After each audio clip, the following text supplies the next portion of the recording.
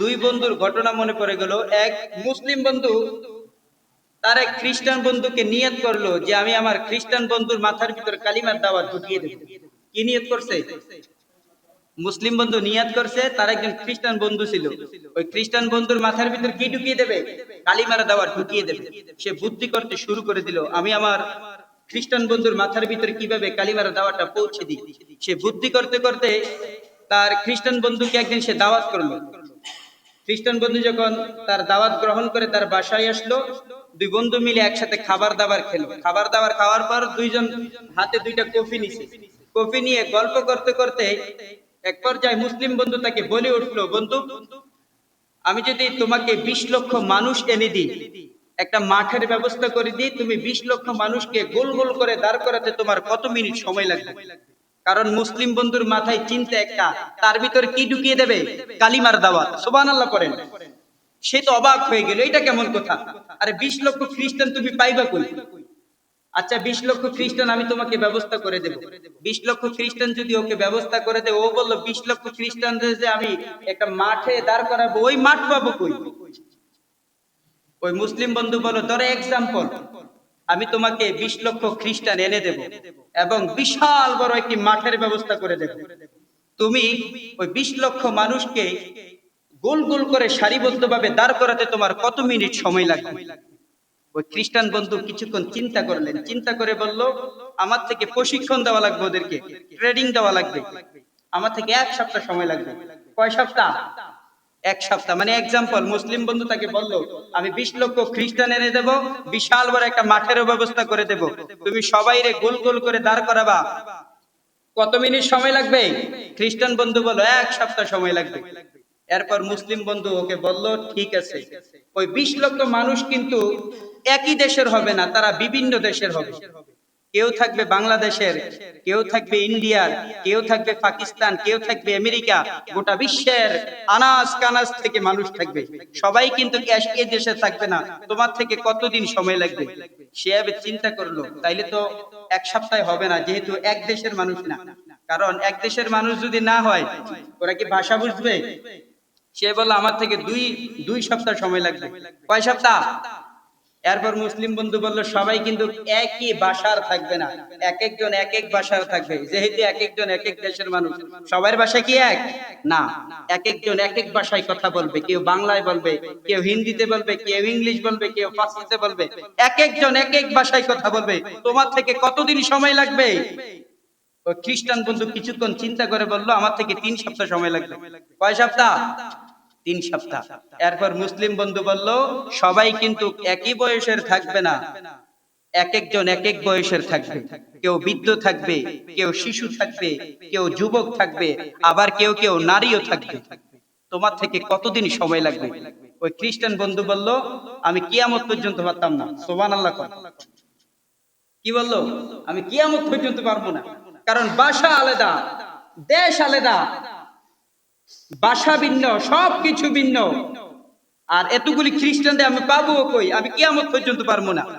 ওই মুসলিম বন্ধু খ্রিস্টান বন্ধুরে বলল, আমার থেকে 10 মিনিট সময় লাগবে। কয় মিনিট?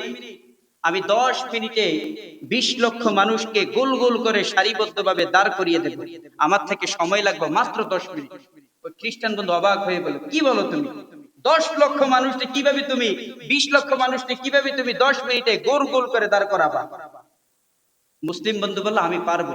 তো খ্রিস্টান বন্ধু মনে করছে এটা একটা ম্যাজিক। কি মনে করছে? ম্যাজিক। আমরা অনেক সময় ম্যাজিক দেখি না? খ্রিস্টান বন্ধু মনে করছে ম্যাজিক। ওই খ্রিস্টান বন্ধু মুসলিম বন্ধুকে বলল, তাহলে ঠিক আছে, তোমার ম্যাজিকটা তাহলে আমারে দেখাও, কোন দিন দেখাবা? ওই মুসলিম বন্ধু বুদ্ধি করে জিলহজের 10 তারিখ ওকে আমাদের মক্কায় নিয়ে গেল। কোথায়? সৌদি আরবের মক্কায় নিয়ে গেল। সৌদি আরবের মক্কা এবং মদিনাতে কিন্তু অমুসলিম ঢুকা নিষেধ, খ্রিস্টান, ইহুদি, হিন্দু ঢুকা নিষেধ। ওই মুসলিম বন্ধু ডুপ্লিকেট করে মুসলিমদের একটি ভিসা বানিয়ে তাকে নকল হিসেবে নিয়ে গেল, মুসলমান বানিয়ে নিয়ে গেছে, সত্যিকারে বানায় নাই। মানে পাসপোর্ট ভিসার ভিতরে মুসলিম সবকিছু দেখাইয়া নকল একটা ভিসা করে তাকে সৌদি আরবে নিয়ে গেল। সৌদি আরবে নিয়ে গিয়ে মক্কার বর্তমান খানায় কাবার পাশে একটা জমজম টাওয়ার আছে, 120 তলা। ওই 120 তলার জমজম টাওয়ারের 80 তলায় একটা রুম নিল। কয় তলায়? 80 তলা, 80 তলা একটা রুম নিয়ে জিলহজের 10 তারিখ বিকেল বেলা দুই বন্ধু মিলে একসাথে বসে আছে। ওই খ্রিস্টান বন্ধু মুসলিম বন্ধুর কিছুক্ষণ পর পর প্রশ্ন করতেছে, বন্ধু তুমি না আমাকে একটা ম্যাজিক দেখাইবা, ম্যাজিকটা কখন দেখাবা? সে তো মনে করছে এটা কি ম্যাজিক, 20 লক্ষ মানুষকে 10 মিনিটে কিভাবে দাঁড় করায়। ওই মুসলিম বন্ধু বলে আরেকটু অপেক্ষা করো, কিছুক্ষণ পরে দেখাবো। আর তিনি অপেক্ষা করছে মাগরিবের সময় কখন হবে। কিসের সময়? মাগরিবের সময়। জিলহজের 10 তারিখ মাগরিবের সময় হেরামের বাউন্ডারির ভিতরে যখন হেরামের ইমাম সাহেব আল্লাহু আকবার বলে মাগরিবের আজান দিলেন, তখনই ওই খ্রিস্টান বন্ধুরে মুসলিম বন্ধু জানালার পাশে নিয়ে গেলেন। 80 তলা ভবন থেকে সব দেখা যায়। জানালার পাশে নিয়ে বললেন নিচের দিকে তাকাও। সে নিচের দিকে হা কইরা তাকায় রয়েছে, দেখে ইমাম সাহেব আজান দিছে। 10 মিনিট লাগে নাই, 10 মিনিট লাগে নাই, 5 থেকে 6 মিনিট লাগছে।